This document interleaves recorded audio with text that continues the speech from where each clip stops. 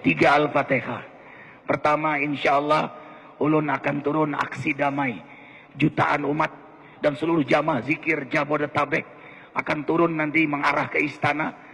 Ini besar sekali jamaah ulun di Jakarta ikut bergabung dengan semua ulama, bergabung semua aksi damai. Dan insya Allah aksi ini juga dikawal langsung oleh Kapolda dan Pangdam. Namanya juga aksi damai.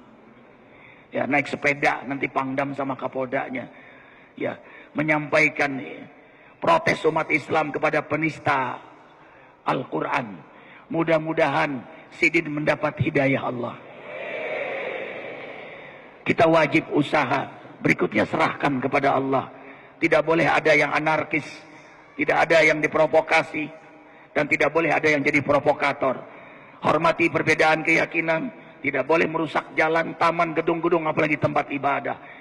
Mau aksi damai, sholat duha dulu, berwudu dulu, berzikir berjalannya, senyum salam, hormati tentara polisi, mereka juga saudara kita. Indah kalau umat Islam melakukan aksi. Allahu Akbar. Nanti kumpul semua.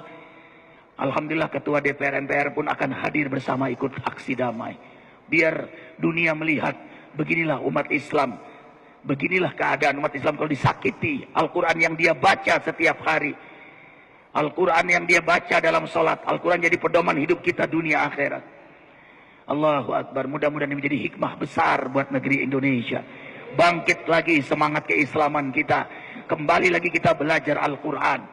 Ulun takuni yang menyangit-nyangit, ini kurang ajar, agama dihina, Al-Quran dihina. Ulun takuni, baca Quran kada baca Qurannya marah gitu. Padahal nggak pernah baca. Jadi marah dia. Apalagi yang membacanya. Masya Allah. Dengan cara itu dia jadi senang membaca Al-Quran.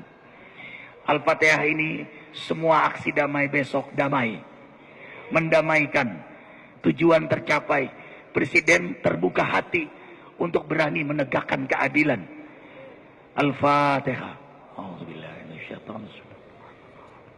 Ar-Rahmanir Rahim Maliki Yaumiddin. Iyyaka na'budu wa iyyaka nasta'in. Shiratal ladzina an'amta 'alaihim.